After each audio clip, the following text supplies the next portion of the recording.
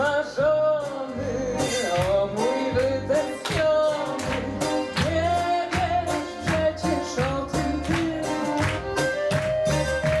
że w małym miasteczku za tobą ktoś wypłakał z oczu łzy,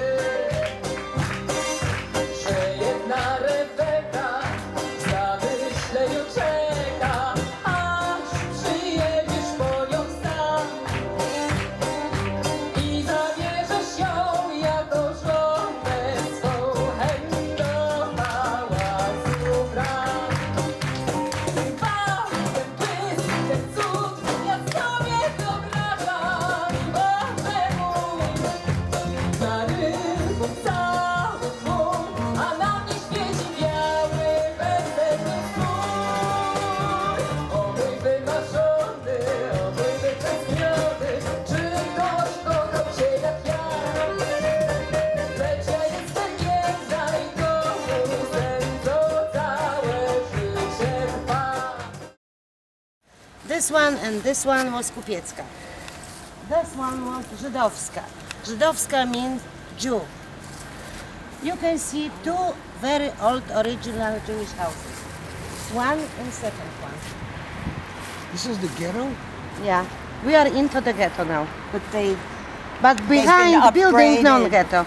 They've been renovated, yes? They've been renovated, people renovated, you're right. But original, two beautiful houses. And now I would like to show you monument Ludwig Zamenhof, creator Esperanto language. Creinto de la Creator Esperanto. Ludwig Zamenhof was born in Bialystok in 1959, you're right. And he has some idea. He was high educated. He was medicine doctor. He would like if everyone understand each other. And from childhood, because he can hear many languages. These languages were for him as a music, you know. He hear Yiddish, Russian, Polish, German, any language.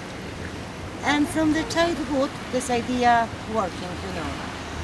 And he started to do that when he was very young. And start to create new language. He worked with very famous journalist from Bialystok, Jacob Shapiro. You got it in the passage, you know, the pictures. And Jacob Shapiro did much more for Esperanto over here than Ludwig Zamenhof. Really? Because Ludwig Zamenhof left Bialystok. Jacob Shapiro still stand over here. There was some newspaper, thanks Jacob Shapiro, written in Esperanto. He wrote many articles. But 1941, when Germans came, they killed him on the street. Jacob Shapiro. Saluton bonon tagon, mia nomo estas Mark Halpern, mi nun parolas Esperanto. Esperanto estas la plej facila lingvo el mondo. Ĉu vi komprenas? Yo comprendo. Some words with some words. No, because I speak Spanish. It's the well, closest to 70, Spanish. 70% of the vocabulary is based on Romance languages. So. You can see picture of his house, family Zamenhof House. He was born in this house. But after the war, you know, the house was destroyed. After the war, not during the war, because Polish built new building. And Jewish, before the war, because Jewish knew if he is very famous, he created Esperanto language and gave name for the street, Ludwig Zamenhof. And some painters from this Bialystok paint this paint. In the middle is a Ludwig Zamenhof. In the first floor, first picture, in the left side is a Jacob Shapiro. And in the last floor is how life looks like today. Some Polish family enjoy, you know, children, you know, mother, you know, like that.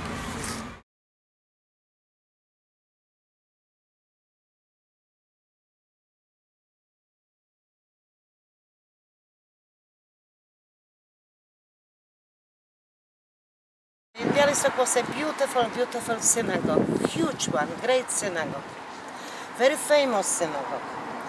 In the synagogue was the last rabbi from Bialystok, Gedali Rosenman. The synagogue was unique because usually in Orthodox synagogue, non-organ. This synagogue has organ. People can play. Rabbi Gedali Rosenman had good connection with the bishop from Bialystok, you know. When was Polish holiday, in synagogue was Polish flags, you know, jak to hymny, I don't know how to say. Jeszcze Polska nie skinęła i they sang the song Polish, you know, in synagogue. When was Catholic holiday, this holiday joined Rabbi Gedali Rosenman. When was Jewish holiday, bishop joined, you know, Jewish holiday. Between bishop was good connection, but people like people, you know.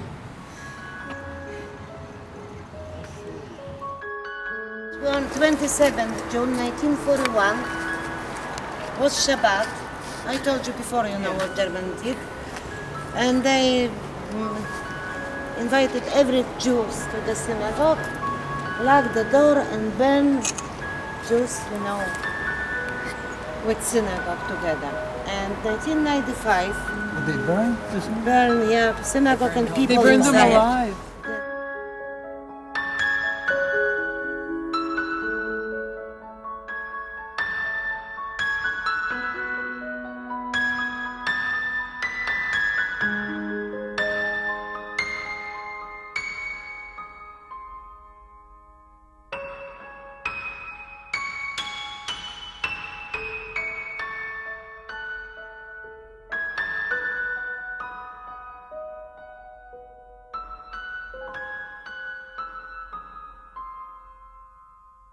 It's like this one, but it's not original, just made from the picture. Because Germans use it, you know, for different things, you know, after the fire, everything.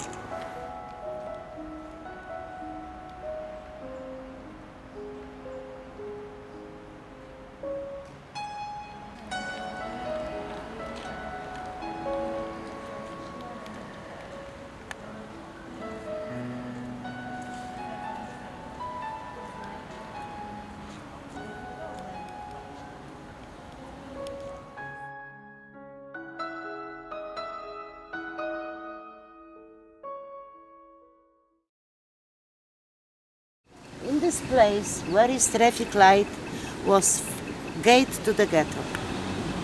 Just gate to the ghetto. Lipowa Street, for example, over there, just no wall, just buildings, were as a wall.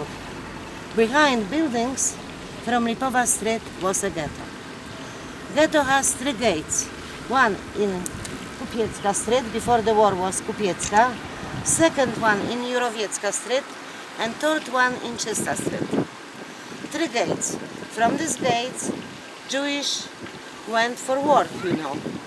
Just not alone with SS, you know, they watching them. After the war, this street, Polish people give it name for the honor with Jewish hero Itchok Malamed, and from this time the street non-Kupiecka, just Malmeda, Itchok Malamed Street. Itchok Malamed was a Jewish hero. If Itchok did not come to the office, SS office, they will do the same every day. Itchok came to the SS and SS hanging him in this place and leave it. Da ist umgekommen von Hitler, rassistischer Mörder, dem 8. Februar 1943, Itchok Malamed, heldischer Kämpfer von Bialystok Ghetto, Covid sein Andenk. So here, the hero fighter of the Bialystok Ghetto was killed by the Hitler murderers on the 8th of February 1943. Let us give honor to his memory. And Polish people, after the war, for the honor, Itchok Malamed gave name Malamed. And the name of street is Malamed, Malmeda. And over here was Kupiecka before the war, was many Zionist organizations. Because they thinking of Israel, of creating to Israel, you know. They love to go to Israel before the war. And from this time became, horrible, horrible things for the Jews. 1943. 1941, Great Synagogue. 1943, first extermination.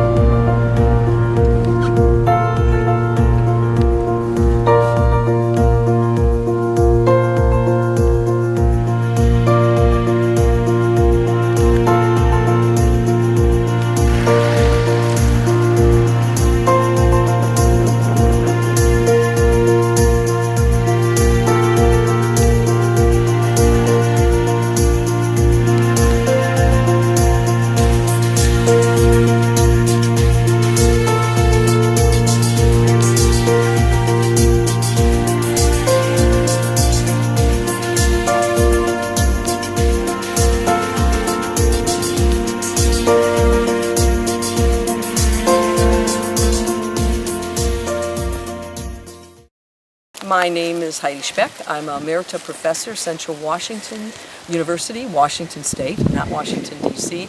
And I got connected with this almost by accident. In 2004, I was sent images to translate. And after about 4 or 5 years translating them, I wrote articles, I visited, and I think visiting made me realize I wanted to be part of something bigger. And I met students from this German organization, came back year after year to work with them, and then now the Deegans, I guess we all have something that we offer to this project, so I can offer my language skills and my knowledge of the history here. Yeah, thank you. The name Bagnowka, as Jack already discovered, you'll find on the outside of the main entrance. Established in about the beginning of 1892, last burial 1969, somewhere in the distant area. The cemetery itself, you'll see it was a traditional Jewish cemetery. By traditional, the word at the time that was used was mitnagdik or mitnagdim, not quite the word for Orthodox, but that was a time where the world was regulated by the rabbis, teachings of the Talmud, the Torah. And this was the last, almost the last Jewish cemetery open in Bialystok. The last one, of course, was the Ghetto Cemetery. And before that was the old one on Central Park, the one on Bima, and maybe a poorhouse one even earlier.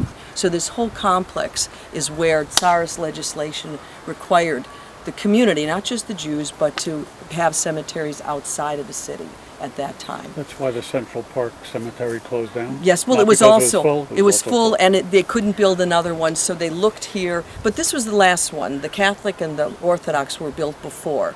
But it's still unusual to have all of these, let's say, peacefully cohabitating together, at least in rest. Why did the Tsar want them outside the city? It was not just for this community, it was in general the areas, that it was no longer deemed to be hygienic to build cemeteries right next to, housing in that way. So it's pretty standard. It was nothing poking a finger at anyone, right? So why don't we, just so you know, main entrance here, another identical entrance down there, and one service entrance here. Burials here were by the time you died. In other words, these sections opened up first. If you died at that time, you were buried here, and then they progressed out in that way. So families will not necessarily be buried together. It's time of death.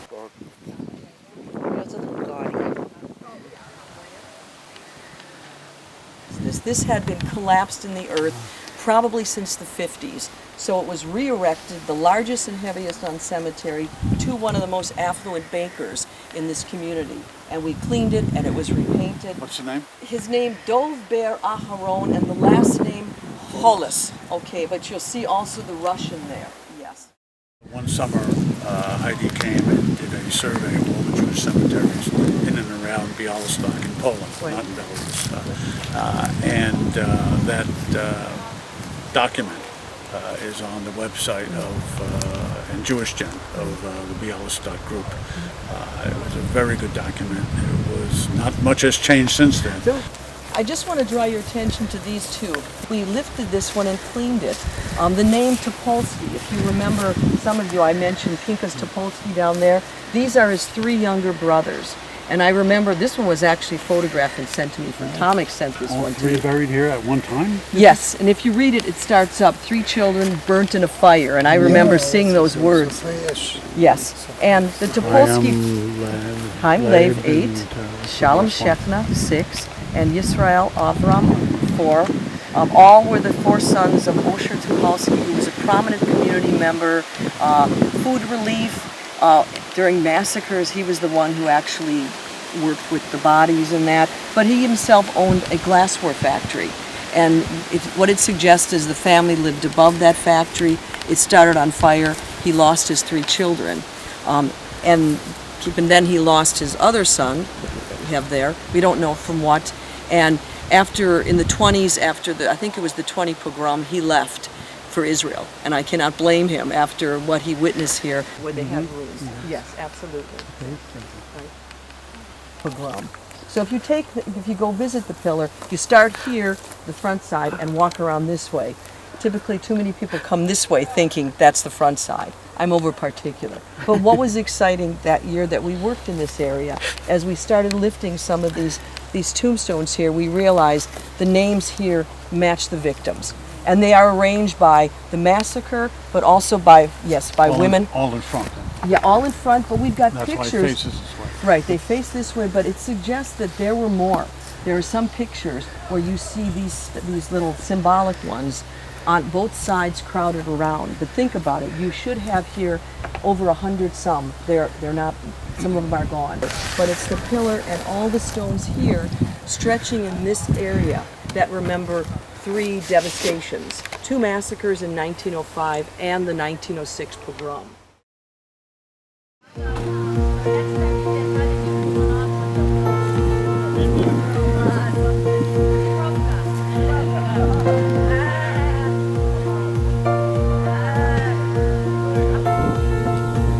I came to Bialystok hoping to find this.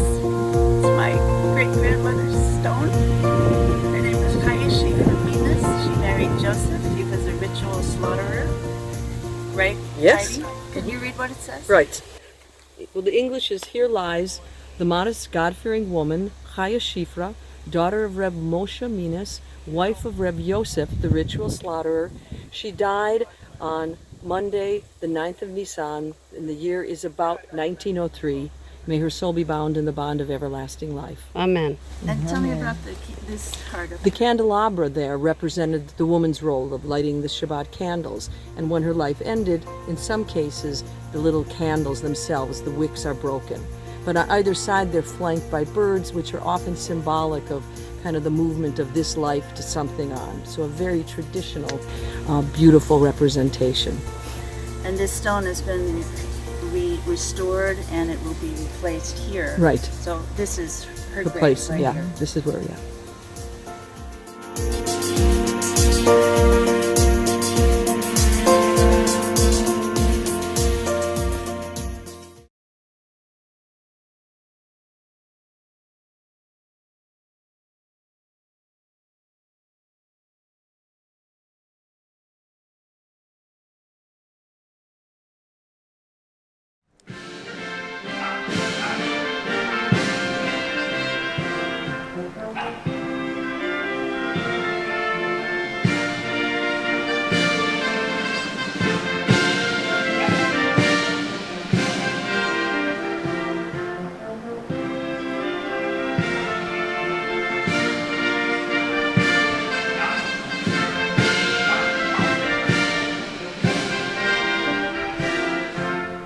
Spotykamy się, by podkreślić naszą pamięć o żydowskim Bialystoku, który w roku 1943 przestał istnieć.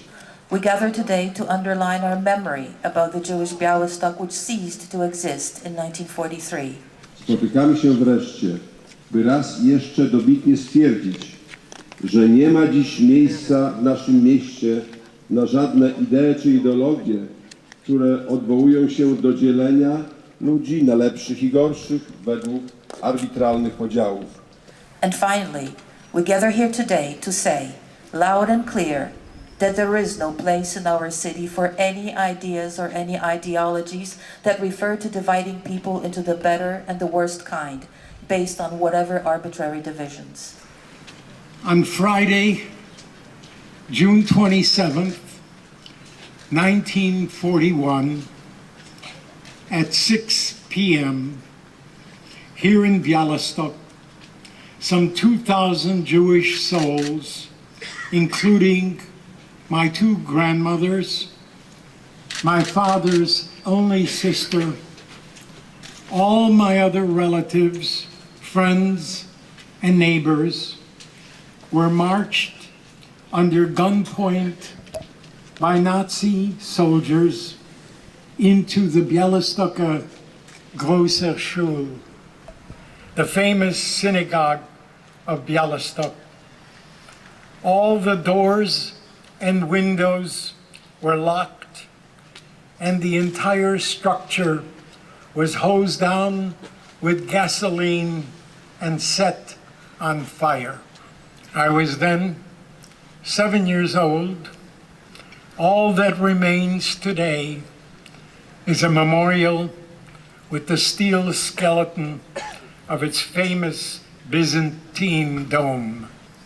As everyone knows here, in 1742, Polish Count Jan Klemets Branicki elevated the village of Bialystok to the status of a city. Aware of the talents and values of Jews, he offered them land and materials to settle in their new city. Most important, Count Branicki granted Jews equal rights.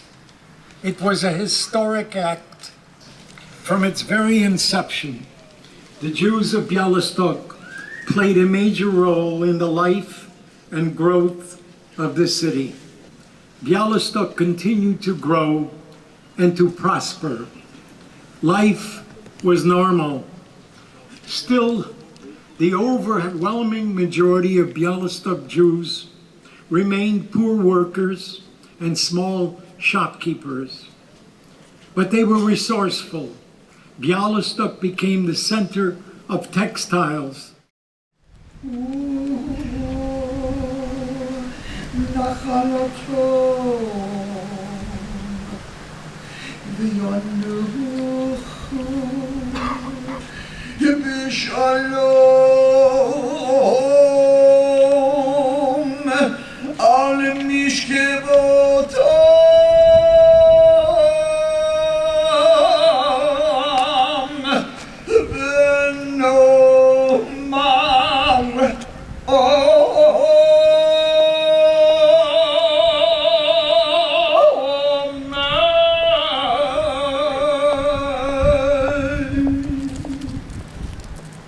Pozostaną na zawsze w naszej świadomości, w historii Polski i dziejach narodu żydowskiego.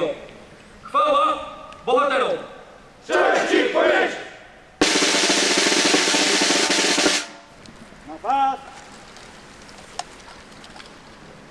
Broń! Do salwy honorowej! Strzela! Ładuj! Salwo! Pal! Ładuj! Salwo! Pal! Ładuj! Salwo! Pal! Zabezpiecz! Broń! Przez pierś! Broń! Drugi szereg krok na wprost. Marsz! Na prawo! Stać!